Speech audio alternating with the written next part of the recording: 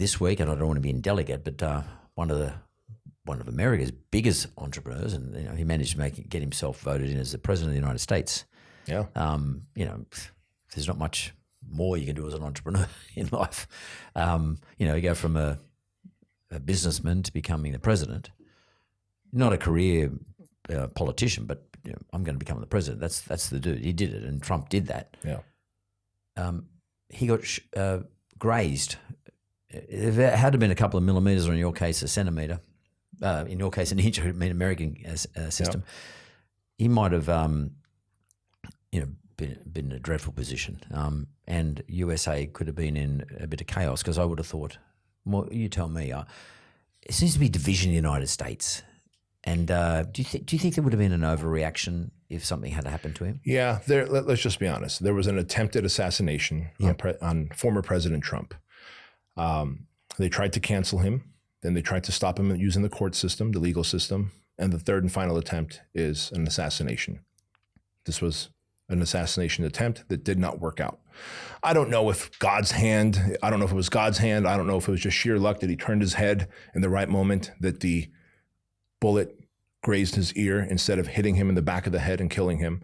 Whatever it was, I believe if that bullet had hit the intended target in the head, Trump in the head, and he died, we would have seen the breakout of civil war. Because sadly, and it breaks my heart, man, my dad risked his life, risked our life to bring us to the United States. The United States today is not the United States that I came to. The United States that I came to, yes, it still had problems, but people were somewhere in the middle. Today, it's so divisive. It's so divided. And I believe that if Trump had died, that would be the final straw that would send the country into civil war. Well, I maybe you can help me out here, because I just don't understand where it came from. We have a little bit of division here, nowhere near to the extent what we observe in the US at the moment, and probably the same in the UK at the moment too, and perhaps other places. But what do you think it is? They are so diametrically opposed, Biden and Trump. And the red and blue and the left and the right, so diametrically opposed. It's just so much so that when I watch TV, I'll go from CNN to Fox, like your stations, and they're completely different. Well, I'll give you a great example. When the assassination attempt happened this past Saturday, July 13th, CNN said President Trump was whisked away by Secret Service after he fell during his press conference. You go to Fox News and it says President Trump just faced an attempted assassination and Secret Service whisked him away. That's how far the story is. So if you have tunnel vision and you're only getting your news from CNN, and just so you know, I'm neither left or right. I'm right down the middle. I'm a constitutionalist. Let's just go by the Constitution. And by the way, my family and I, we went to dinner in Southern California about 2 weeks ago. There's this beautiful road called Carbon Canyon, 13 miles of twisting turns that connects Brea and Chino Hills, my city and the city that we were having dinner in. 10 o'clock at night, I said, hey, let's go through this beautiful scenic road.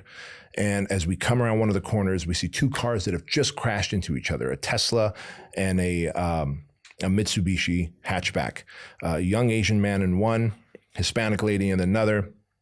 A white couple had just pulled over to help them out. And you're probably wondering, why is he naming off ethnicities? No police yet, no fire department, nothing. I've got a first aid kit. I'm first aid certified. I pulled over, had my wife call 911 while my son and I ran out to help. In that moment, the young man with the gash on his head, I could see his skull. The woman in the Tesla with the bloody nose, and the white folks who stopped. No one asked me, and I didn't ask them, what is your political affiliation? We just wanted to help. I believe that's most of America. That's most of the citizens. The divisiveness has taken place now where the extreme on the left and the extreme on the right have gotten so loud, and social media is a great amplifier of the extremes. That's it. It's a great amplifier of the extremes. And I remember driving off thinking, I don't know that guy's sexual orientation. I don't know if he votes Trump or Biden. Quite honestly, I don't care if he's a transsexual unicorn. He needed help. I was there to patch him up. The police came. I drove off. That's it. Yet on social media, he could very well tell me to go F off and pound sand. And so I realized that social media amplifies divisiveness. Most people who are in the middle, we just want to have a good life. We want a secure community. We want to make sure there's some legacy for our family, etc. Those on the extremes are the ones, the squeaky wheels that require the oil, that are amplified. Why this is amplified so much post-pandemic, I'm not sure. But I can tell you that there seems to be, I'm not a conspiracy theorist, but there seems to be an agenda to erode the American Constitution and to get more control and compliance over the population. And that I don't agree with. Do you think is it social media, though, amplifying it on purpose, or is it the extreme left and extreme right leveraging social media to achieve their purpose? I think it's the latter. It's the extreme left and extreme right leveraging social media. And a great example of this, we saw when Elon purchased Twitter, he proved that certain accounts, certain voices were muffled, were throttled, were turned off. And in fact, the FBI had a finger in the whole process. He exposed everything. And so now, who's given the FBI the orders to reach out to Twitter and to decide who gets a voice and who doesn't? Because Twitter, for the most part, was America's town hall. It's kind of how we look at it, right? And so originally, yeah.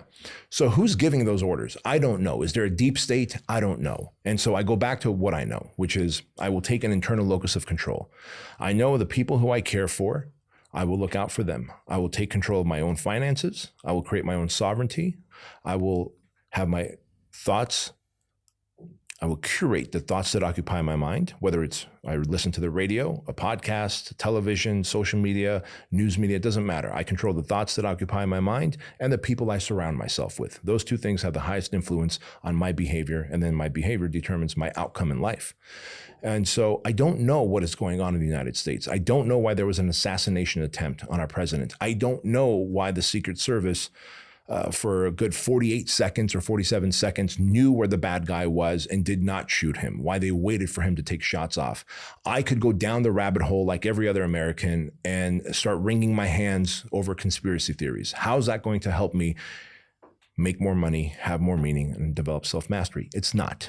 And so while I'm fully aware of what's going on, I choose to control what I can't control, concentrate on what counts, and then cope with what I can't control. And I think if more people did that, the 3 C's, control what you can control, concentrate on what counts, and cope with what you can't control, I think we would all live a better life, no matter if you're in the States or in Australia.